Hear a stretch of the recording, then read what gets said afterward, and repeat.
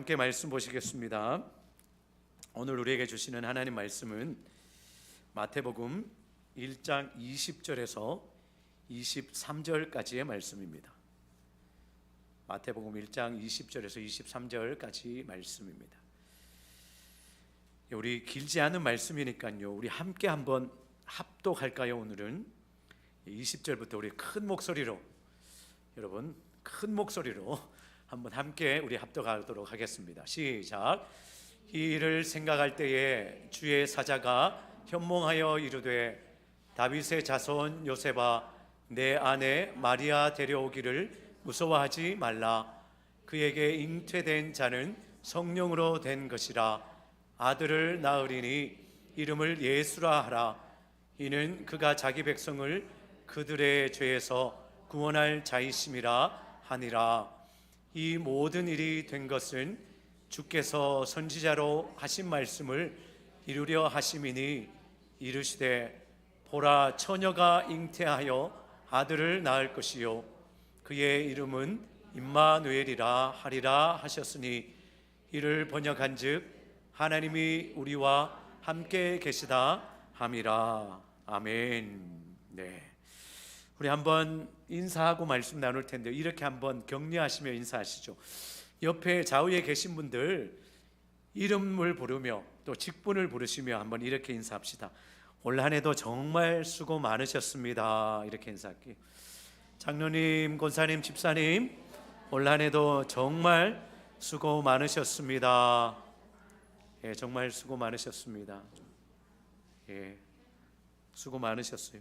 다음 주에 하면 좋은데 다음 주가 성탄절 예배라 또 다른 인사를 해야 되니까 오늘 이렇게 인사 나누었습니다.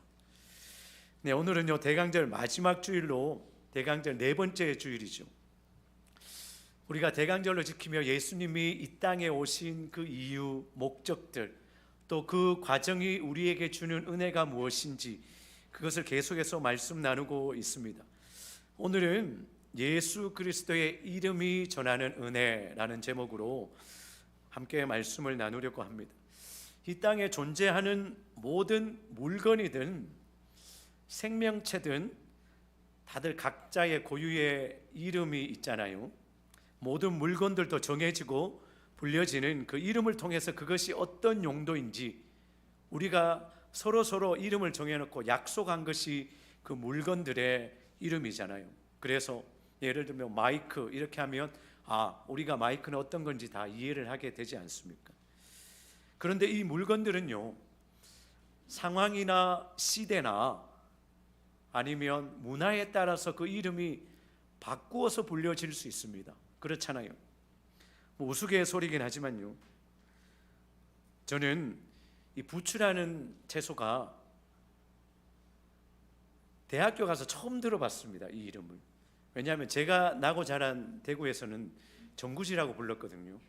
근데 대학 가서 애들이 막 부추라는 거예요. 그래서 그게 뭐냐고 그러니까 그게 정구지더라고요. 그래서 그때 처음 알았어요. 부끄러운 얘기지만, 그렇게 우리가 물건들은 뭐 여러 가지 지역에 따라서, 시대에 따라서, 문화에 따라서 바꿔집니다. 뭐 언어도 바꿔지듯이 그런 게 있어요. 그런데 사람의 이름은요, 고유명사잖아요. 시대가 변해도 그 이름은 변하지 않아요. 그리고 상황이 바뀌어도 그 사람의 이름은 바뀌질 않습니다. 그 사람의 모든 것을 말해주는 거죠. 저도 저의 이름이 있습니다. 저는 이요셉이잖아요. 이 저의 이름이 두 가지를 명확하게 보여주죠. 저의 정체성입니다. 이시 집안의 사람이구나. 그리고 요셉이란 이 이름 통해서 크리스찬 가정에서 태어나고 자랐구나. 이거는 뭐 누가 봐도 알 수 있는 거잖아요. 우리의 모임도 그렇습니다. 어떤 공동체의 모임도 그 모임의 이름이 그 공동체의 성질을 보여줘요. 정말 생명유기체, 이 생명 공동체인 교회는 더 그렇잖아요. 저희 교회가 웨스트레이크 한인교회입니다. 이 이름이 전하는 두 가지의 명확한 정체성이 있습니다. 첫 번째는 웨스트레이크 지역에 세워진 교회이구나라는 것이고, 두 번째는 코리안 아메리칸 이민자들에 의해서 세워진 이민교회이구나, 이거를 우리가 알 수 있는 거죠. 이처럼요, 이름은 짧지만 거기에 깊은 의미가 담겨져 있습니다. 그 사람의 정체성을 드러내는 거예요. 그렇기에 이 대강절에 예수님의 이름을 우리는 정말 깊이 묵상해야 되는 겁니다. 그래서 오늘 말씀이 되게 중요해요. 예수님의 이름이 전하는 은혜가 무엇인가? 예수님의 은혜가 예수님의 어떤 정체성을, 예수님이 어떤 분이신가를 나타내고 있는 것인가? 우리가 그것을 그 이름을 통해서 알게 된다라는 것입니다.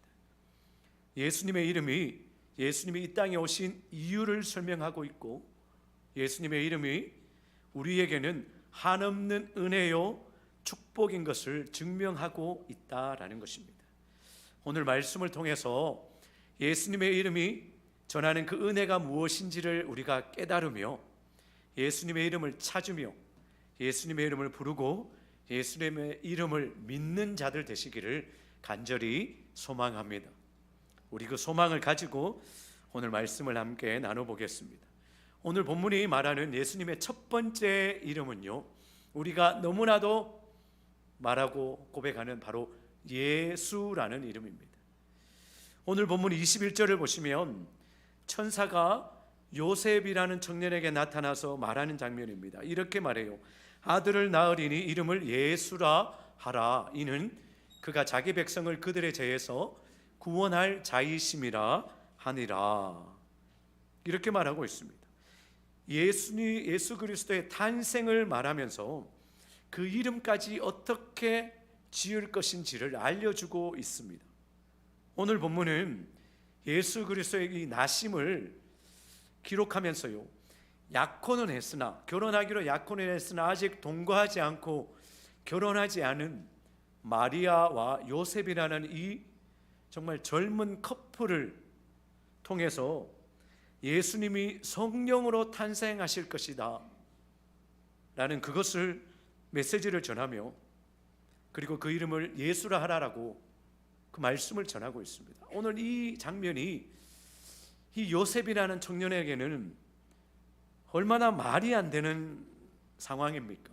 약혼은 했으나 아직 동거하지도 않고 결혼식을 올린 것도 아닌데 그 신부 될 여인이 아이를 출산할 거라는 겁니다. 그로서는 받아들이기 쉽지 않은 상황이에요. 이에 요셉이 그 결혼을 그만두려고 조용히 없는 것을 하려고 파혼하려고 합니다. 당시 자료를 보시면요, 이스라엘에서 결혼할 수 있는 남녀의 최소 나이가 여성은 12살이고요 남성은 13살입니다 그런데 20살까지 결혼하지 않고 있으면 그것을 굉장한 수치로 여겼다고 해요. 그러니까 오늘 본문에 요셉의 나이가 얼마나 어린 나이입니까? 정말 티네이저의 나이 정도일 거란 말이에요. 그 나이에 약혼자가 결혼도 하기 전에 아이를 출산한다라고 생각해 보십시오. 본인이 감당하기 힘든 그러한 상황인 거죠. 당시 문화에서는 이 요셉은 정말 이거는 수치스러운 일이고 모든 사람에게 손가락질 받을 수 있는 그러한 상황이 되는 거잖아요. 그런 혼란스럽고 두려운 상황에 있던 요셉에게 주의 사자가 꿈에 나타나서 요셉에게 이렇게 말합니다. 20절 말씀이에요. 주의 사자가 현몽하여 이르되 다윗의 자손 요셉아, 내 아내 마리아 데려오기를 무서워하지 말라. 그에게 잉태된 자는 성령으로 된 것이다. 이렇게 말하는 것입니다. 그리고 21절에서는요, 아들을 낳을 텐데 그 이름을 예수라고 하라. 이는 그가 자기 백성을 그들의 죄에서 구원할 자이다. 이렇게 말하고 있는 것입니다. 이렇게 하나님의 메시지다라고 전하는 거예요. 예수라는 이 이름이 왜 우리에게 은혜일까요? 왜 우리에게 예수라는 이 이름이 중요하고 그 의미를 우리가 알아야 되냐 하면요, 예수의 이름은요, 그 의미는 여호와는 구원이시다라는 의미입니다. 히브리어로 여호수아라는 그러한 단어인데 이것이 헬라식 발음으로 그리스도다라고 예수라고 이렇게 부르는 것입니다. 모두에 말씀드렸듯이요, 그 이름은 그 사람의 정체성을 나타내는 거잖아요. 21절 말씀이 보여주듯이 예수라는 이름은 자기 백성을 그들의 죄에서 구원할 자이다라는 의미예요. 그것이 예수라는 이름의 뜻입니다. 그런데 당시에는요, 예수라는 이름이 가장 흔한 이름 중에 하나였어요. 너도 나도 아들을 낳으면 예수라고 이름을 지었다라는 것입니다. 이것이 무엇을 의미할까요? 구원을 사모하는, 메시아를 갈망하는 그 마음이 많은 사람들 가운데 있었다라는 것을 보여주는 것입니다. 예수라는 이 이름이 은혜로 깨달아지기 위해서는요, 그 이름이 지닌 의미인 구원이라는 이 의미가 우리가 먼저 깨달아져야 되는 거예요. 아마 교회에서 가장 많이 우리의 입을 통해서 사용되어지는 말이 그 중에 하나가 구원일 것입니다. 그래서 너무 많이 사용되었어요. 이 구원이란 의미가 정말 진정한 실제적인 의미로 다가오지 않을 때가 있어요. 우리가 그렇게 깨닫지 못하고 신앙생활 할 때가 있다라는 것입니다. 이를테면 구원을요, 어떤 문제의 해결로 이해하거나 질병의 치유나 어려운 환경에서 벗어나는 것, 그 정도로 이해하시는 분들이 있다라는 거죠.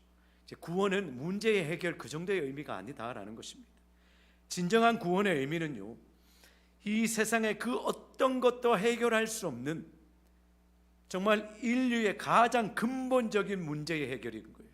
바로 죄의 문제를 해결하는 것입니다. 죄의 문제를 해결하는 것이 바로 구원이다라는 거예요. 세상의 그 어떤 능력도 죄의 문제를 해결하지 못하기에 예수님이 예수라는 이름으로 오셨다라는 거예요. 구원자로 오셨다라는 것입니다. 예수님은 자기 백성을 그들의 죄에서 구원해 주시기 위해서, 그 죄의 문제를 해결해 주시기 위해서 오신 것입니다. 그렇기에 예수님은요, 남녀의 관계, 부부의 관계를 통해서 이 땅에 오신 것이 아니에요. 성령으로 잉태되셨고, 그런데 육신의 몸을 빌어서 우리와 똑같이 인간의 몸으로 이 땅에 오셨다라는 것입니다. 이것이 굉장히 중요한데요, 이 내용을 한 단어로 표현한 것이 바로 성육신입니다. 인카네이션이. 이 성육신을 너무나 중요하고 우리가 반드시 알아야 되고, 누군가가 물었을 때 여러분의 랭귀지로, 여러분의 언어로 명확하게 설명할 수 있어야 됩니다. 이렇게 오셨대, 이런 정도라면 안 돼요. 명확하게, 그리고 복잡하면 안 돼요. 누구나에게, 믿지 않는 자에게 그게 무슨 의미입니까? 이러면 명확하게 설명해 줄 수 있어야 됩니다. 예수님은요, 이 땅에 구원자로 죄의 문제를 해결하시기 위해 오셨기 때문에요, 완벽한 신성을 가지고 오셨고요, 그리고 죄의 문제를 해결하실 제물로 바쳐져야 되었기에, 십자가에서 죽으셔야 되겠기에 완벽한 인성을 가지고 오셨습니다. 그러니까 완벽한 신성과 완벽한 인성을 동일하게 지니신 분이 예수님이고, 그것을 설명하는 것이 성육신이에요. 다들 잘 알고 계시겠지만 이 대강절을 보내면서 예수님의 성육신에 대해서 우리가 정말 잘 이해하셔야 됩니다. 한 번 더 이것을 짚고 넘어가셔야 돼요. 죄를 해결하기 위해서는요, 죄가 없는 자만이 그 죄를 해결할 수 있습니다. 죄가 있는 사람이 제물로 바쳐진다고 죄가 해결되지 않아요. 죄가 없는 사람만이 그 죄를 해결할 수 있습니다. 그러니 이 땅에 어떤 누가 죄가 없는 사람이 있습니까? 다 육신을 통해 온 자는 죄가 있지요.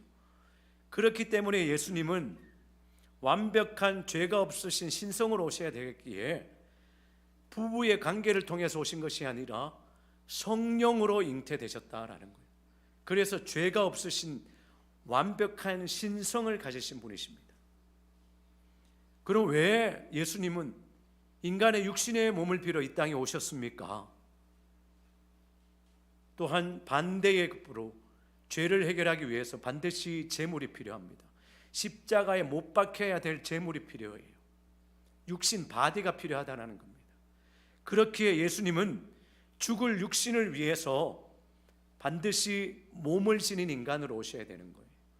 그래서 인간으로 오신 것입니다. 이것이 성육신이다라는 거예요. 그래서 죄가 없으신 예수님은요, 친히 제물이 되기 위해서 육신의 몸을 빌어서 우리에게 오신 거다라는 거예요. 죄를 해결해 주시기 위해서 죄가 없는 순전한 순결한 제물이 필요하고, 그 제물은 반드시 육신이 있어야 되기에 그 모든 고통과 피를 흘리는 육신의 몸으로 오신 것입니다. 이게 성육신입니다. 예수라는 이 이름이 이 모든 내용을 담고 있는 이름이다라는 겁니다. 예수라는 이름, 이것이 의미하는 것이 성육신이고 구원자 되신 예수, 우리에게 구원의 은혜로 오신 바로 그 이름이다라는 것이죠. 그런데 왜 우리가 이 땅에 오신 예수라는 이름이 우리에게 더 이상 가슴 절절하게 다가오지 않는 걸까요? 사랑하는 여러분, 나를 위해 이 땅에 오신 예수, 나를 위해 십자가에서 죽으신 예수, 우리 그 이름 앞에서 뜨거운 감사와 정말 은혜의 눈물을 흘린 적이 언제입니까? 그 기억이 언제예요? 정말 그것이 인격적으로 깨달아졌을 때 예수라는 그 이름 앞에 정말 한없이 울었던 그 기억들이 다 있으실 겁니다. 그런데 그 예수라는 이름이 이제는 너무나 우리에게 냉랭하게 다가온다라는 것입니다. 그 예수의 이름이 정말 유명한 그 셀럽들의 이름보다, 아니면 내가 갖고 싶어하는 그 명품 브랜드의 이름보다 더 값싼 이름이 된 건 아닌지 오늘 우리의 믿음을 한번 돌아보시기를 원합니다. 구원자 되신 예수 그리스도의 이름 앞에 한없이 눈물을 흘리며 날 구원하신 예수 그리스도의 은혜가 감사했던 주님을 향한 그 마음이 온전히 회복되는 오늘 이 예배, 대강절 네 번째 주일 예배 되기를 간절히 소망합니다. 오늘 본문 21절 말씀은 예수라는 이름의 의미를 소개하면서 우리에게 한 가지 더 중요한 것을 말씀하고 있습니다. 21절을 다시 보시면요, 그 이름을 예수라 하라라고 말하면서요, 이는 그가 자기 백성을 그들의 죄에서 구원할 자이심이라 하니라라고 말씀하고 있습니다. 누구를 죄에서 구원하신다라고 말씀하고 있습니까? 자기 백성들이라고 말하고 있어요. 예수님은 자기 백성들의 죄를, 그들의 죄를 구원하시려고 하신다. 그 이름이 예수다라는 겁니다. 누가 자기 백성입니까? 누가 예수님의 백성이에요? 누가 하나님의 백성이고 누가 하나님의 자녀입니까? 예수님은 이 땅에 오셔서 평생 몫으로 일하고 지내셨습니다. 그리고 공생의 3년 동안 열심히 사역하면서 십자가에서 순교하시기 전까지 결혼하지 않았어요. 그리고 어떤 높은 위치에 오르지도 않았습니다. 예수님의 자기 백성이 누가 있습니까? 오늘 본문이 말하는 자기 백성은 누구일까요? 그들은요, 예수 이름을 부르는 자들이고 예수 이름을 믿는 자들이고 예수 이름 앞에 나아오는 자들, 그들입니다. 그런 자가 주님의 백성인 줄 믿습니다. 사랑하는 여러분, 오늘 이 예배의 자리가 예수 이름을 부르는 자리, 그 이름을 믿는 자리, 예수 이름 앞에 나아가는 자리 되시기를, 그래서 주님의 백성이 되시기를, 주님의 자녀가 되시기를 주님의 이름으로 축복합니다. 오늘 본문이 전하는 예수님의 이름 두 번째 이름은요, 임마누엘입니다. 임마누엘이에요. 오늘 본문 23절을 보시면요, 이렇게 기록하고 있습니다. 보라, 처녀가 잉태하여 아들을 낳을 것인데 그의 이름을 임마누엘이라 하라라고 말씀하시면서 이를 번역하면 하나님이 우리와 함께 계신다라는 그러한 뜻이다라는 거예요. 임마누엘의 뜻은요, 함께라는 이름의 히브리어 임과 우리라는 그러한 의미의 히브리어 마누가 있고요. 그 다음에 우리가 잘 아는 하나님이란 그런 의미의 엘입니다. 이 단어들이 합쳐져서 임마누엘인 거예요. 즉 임마누엘이라는 이름의 의미는요, 하나님이 우리와 함께 계신다라는 거예요. 여러분, 이 말 자체가 얼마나 큰 은혜로 다가옵니까? 우리의 구원자로 오신 예수라는 이름과 더불어서 하나님이 우리와 함께 계신다라는 의미의 이 임마누엘이란 예수의 이름이 전하는 은혜는요, 여러분 다 표현할 수 없을 정도의 그러한 하나님의 사랑이고 평안이고 자유함입니다.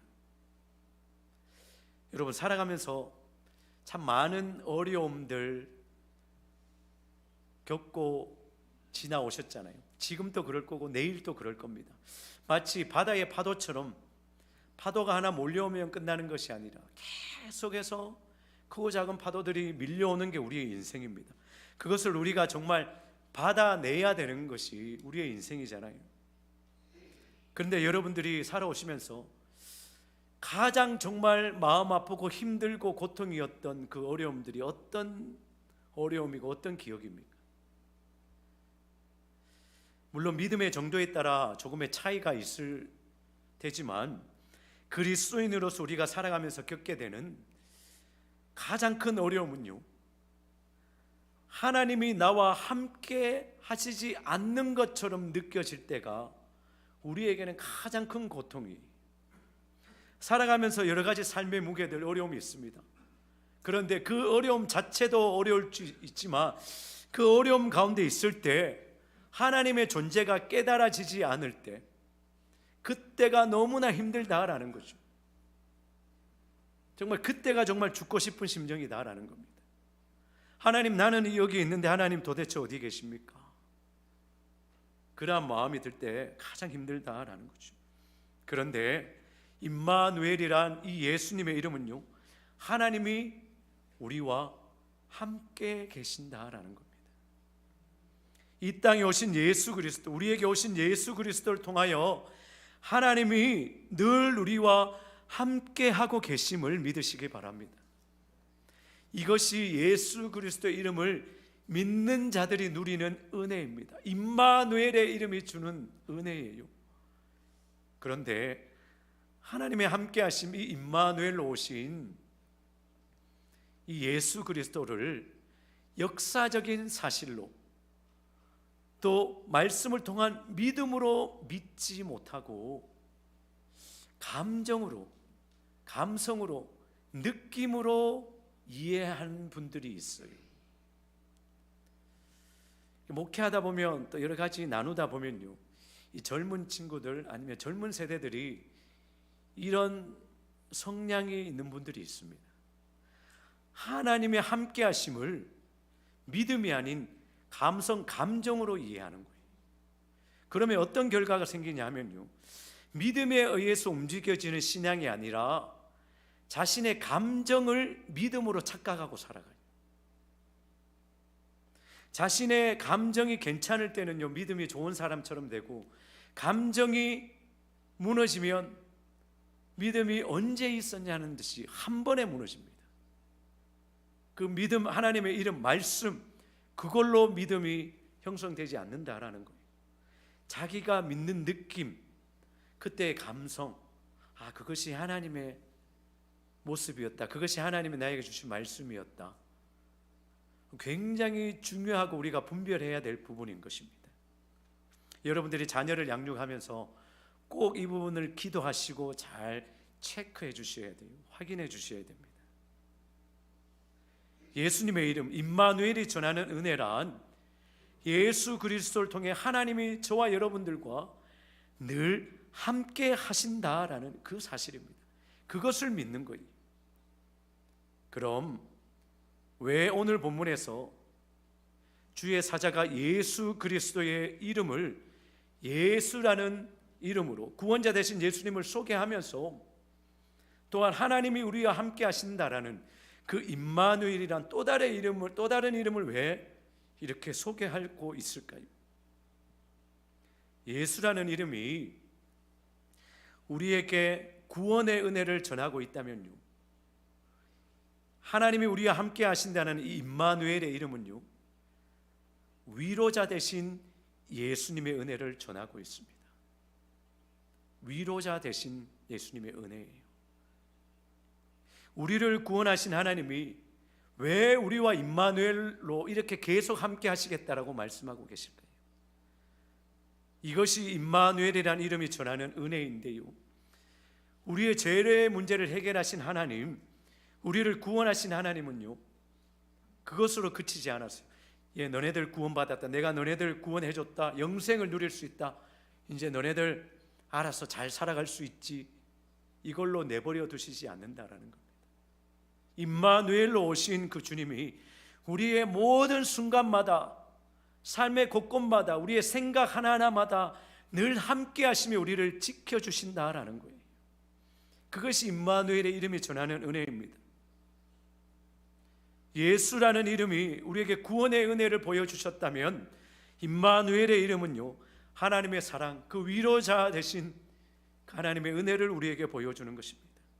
사랑하는 여러분, 하나님은 우리의 전 인격을 케어하시는 분이세요. 우리의 전 인격을 돌보시는 분이십니다. 우리의 모든 삶 가운데 늘 함께 하시는 분이심을 믿으시기 바랍니다. 이 땅에 임마누엘로 오신 예수님, 위로자로 오신 예수님은요, 저와 여러분들의 작은 삶의 부분까지도 함께 하시며 우리에게 늘 함께 우리에게 말씀하세요. 이렇게 말씀하십니다. 많이 힘들지? 내가 너에게 임마누엘로 온 거야. 내가 너와 항상 함께 하고 있단다. 그러니까 염려 말고 걱정하지 말고 나에게 맡겨라 라고 말씀하시는 거예요.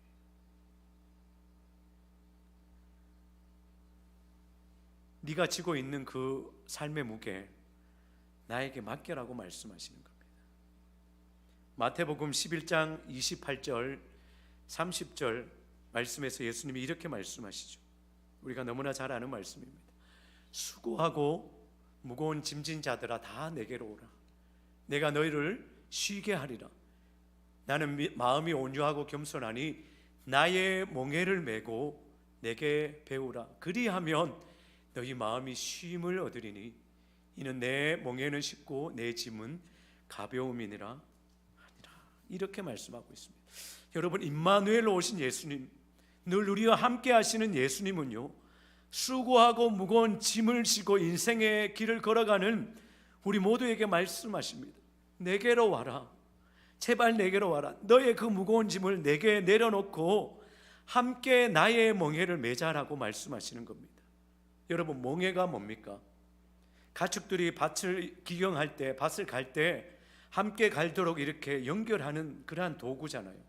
그런 농기구지 않습니까? 예수님이 우리와 함께 나의 멍에를 매자라는 이 말씀은요, 얘들아 나와 함께 가자라는 말씀입니다. 제발 너 혼자 가지 말고 나와 함께 가자. 내가 너의 짐 대신 져줄 테니까 제발 나에게 맡겨라는 말씀입니다. 여러분, 내가 지고 가는 이 삶의 무게 짐을 하나님께 맡겼을 때에 누릴 수 있는 그 평안, 그 기쁨을 여러분 느껴보셨잖아요. 저도 느껴봤습니다.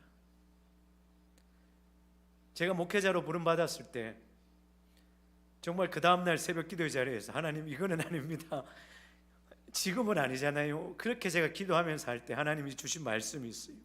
그리고 제가 결국 그 말씀에 순종했을 때 제가 지고 가던 그 삶의 무게를 하나님께 맡겼을 때에 그 순간에 주어지는 그 평안함, 여러분, 그것은 뭐 어떤 것으로도 표현이 안 됩니다. 느껴본 자만 알 수 있습니다. 그때에 주어지는 그 절대적인 평안함, 그건요 평생에 잊혀지지는 않은 평안함이에요. 그때의 그 평안함 하나만으로도 평생을 주님과 함께 살아갈 수 있는 그러한 하나님의 함께 하심, 임마누엘의 그 평안함이라는 것입니다.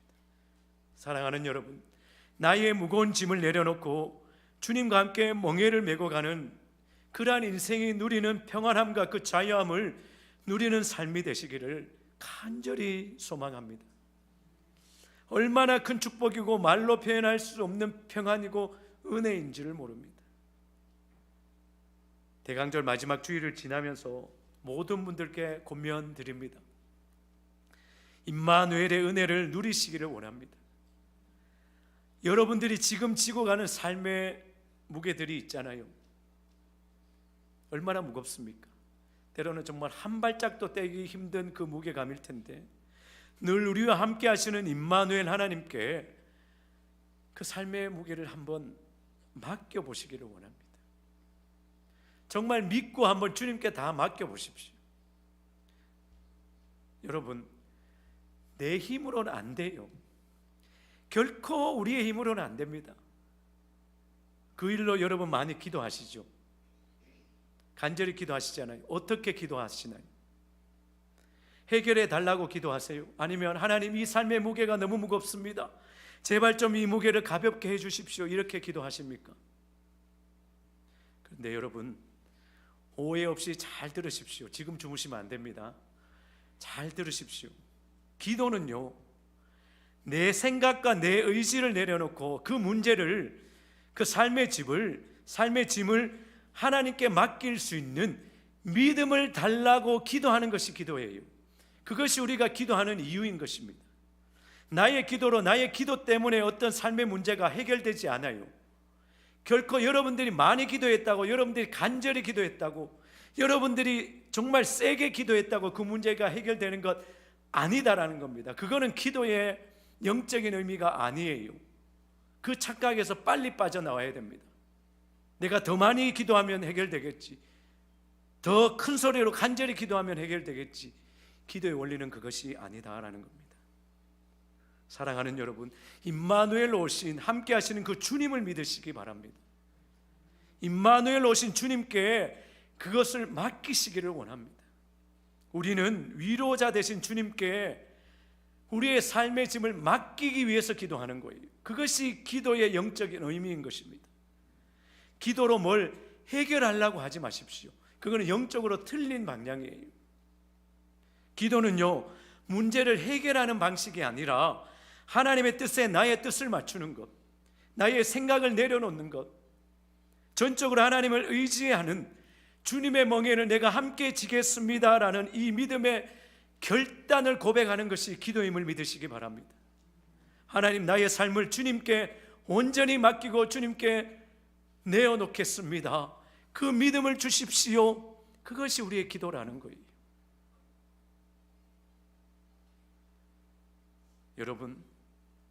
여러분의 삶의 그 무거운 짐이 건강일 수도 있고, 재물의 문제일 수도 있고, 직장의 사업처의 문제일 수도 있고, 여러분들의 자녀의 문제일 수도 있고, 여러 가지 있겠죠. 여러분, 오늘 이 예배의 자리에서 그 삶의 무게를 온전히 하나님께 맡기는 그러한 기도자가 되게 하여 주시옵소서. 임마누엘의 하나님을 믿고 하나님, 나의 삶을 온전히 하나님께 내어놓는 그러한 믿음을 주시옵소서 기도하는 저와 여러분 되시기를 간절히 소망합니다. 말씀을 정리합니다. 오늘 본문은 우리에게 예수님의 두 가지 이름을 말씀하고 있어요. 먼저는 자기 백성을 그들의 죄에서 구원하시기 위해 오신 예수라는 구원자의 이름을 주셨고요, 그리고 하나님은 우리와 함께 하신다는 임마누엘, 위로자의 이름입니다. 사랑하는 여러분, 우리의 구원자로, 위로자로 오신 예수 그리스도의 이름을 선포하는 자들 되시기를 간절히 소망합니다. 예수님의 이름을 부르는 자, 예수님의 이름을 믿는 자, 그 예수님의 이름 앞에 나오는 자 되셨어요.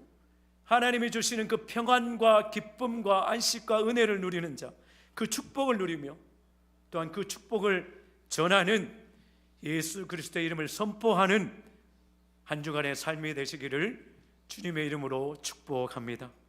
아멘.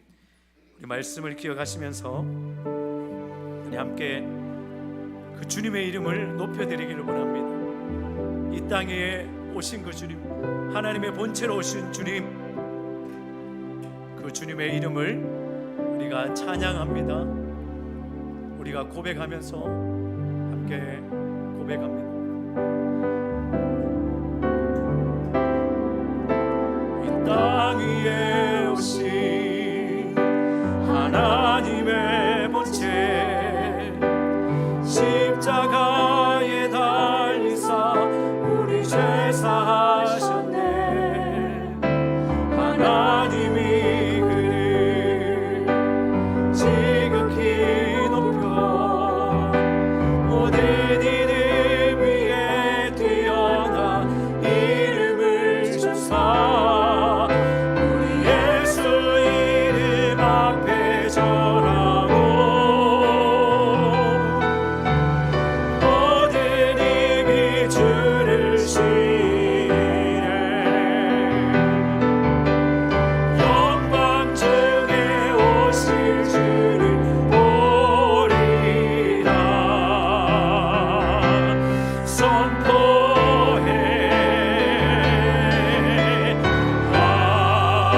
함께 만세. 그 주님의 이름을 찬양합시다.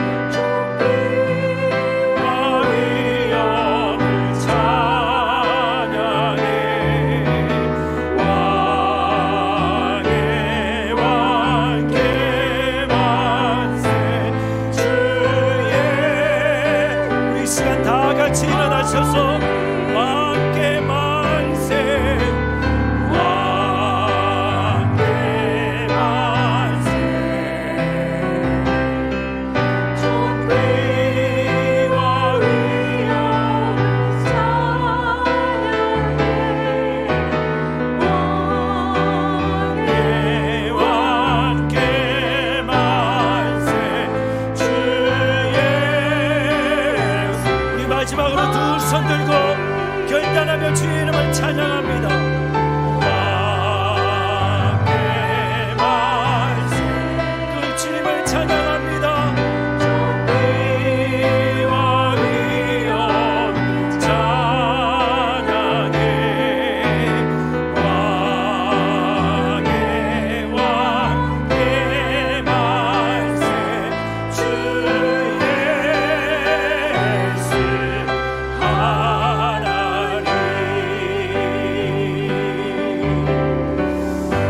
하나님, 감사합니다. 나를 위해, 나의 죄를 위해 이 땅에 예수의 이름으로 오신 그 주님, 구원하여 주신 것, 영생을 허락하여 주신 것만 해도 평생을 감사하며 살아도 부족한 인생인데, 임마누엘 이름으로 오셔서 우리의 모든 삶의 순간, 우리의 생각 하나하나까지도 함께 하시며 지키시는 하나님, 그 하나님을 찬양하고 경배합니다. 하나님, 한 주간 삶의 자리로 나아갑니다. 그 삶의 자리에서 주님의 그 이름을, 예수라는 이름을, 임마누엘이라는 이름을 선포하는 자의 삶을 살아가게 하여 주시옵소서. 주님, 우리의 삶을 주님께 온전히 내어드리고 맡깁니다. 그때에 주님이 주시는, 임마누엘의 하나님이 주시는 그 절대적인 평안과 기쁨을 누리는 한 주간의 삶이 되게 하여 주시옵소서. 하나님, 오늘도 주님 앞에 구별하여 예물을 올려드립니다. 감사의 예물로, 주일 예물로, 11조의 예물로, 선교야 특별 예물로 주님께 올려드립니다. 이 예물이 쓰이는 곳곳마다 예수의 이름을 선포하는 자들이 생겨나는 은혜가 있게 하여 주시옵소서. 하나님이 반드시 우리와 이 예물을 그렇게 사용하실 줄 믿습니다. 이제는 우리를 구원하시기 위해 십자가 지신 예수 그리스도의 크신 은혜와 독생자까지도 아낌없이 내어주신 하나님의 극진하신 사랑과 지금 우리 예배 가운데 함께 하시는 성령 하나님의 일호교탕 역사하심이 삶의 자리에서 예수의 이름을 부르는 자, 예수의 이름을 믿는 자, 그 이름을 선포하는 자로 살아가기를 결단하며 삶의 자리로 나아가는 이 자리의 모든 영혼들과 선교사님들의 가정과 사역 위에 지금부터 영원토록 함께 있을지어다. 아멘.